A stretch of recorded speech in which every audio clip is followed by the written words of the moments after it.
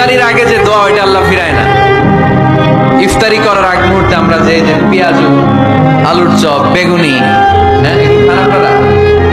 রূহ শরবত খান নাকি? এই যে সাজায় রাখা হয় ডিজাইন করে, এইগুলো রেখে যখন দোয়া করেন এই দোয়াটা আল্লাহ শুনে খুব।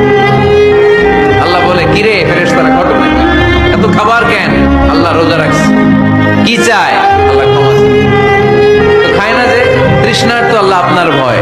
আমার দেখছে না, আল্লাহ আপনারা দেখে নাই। জান্নাত দেখে নাই, আমার জাহান্নাম দেখেছে আল্লাহ কিন্তু জানে। তারপর ফেরেশতাদের মুখ থেকে বের করা, সুবহানাল্লাহ বলে। আমার জাহান্নাম দেখেছে কিনা বলো? ফেরেশতারা বলে না, জাহান্নাম দেখে নাই। আমার জান্নাত দেখেছে কিনা বলো? জান্নাতও দেখে নাই, কিছুই দেখে নাই, আপনারও দেখে নাই। আল্লাহ এবার খুশি হয়ে যাবে। আমার খুশির জন্য, আমার ভয়ে তৃষ্ণার্ত ক্ষুধার্ত সামনে খাবার হাত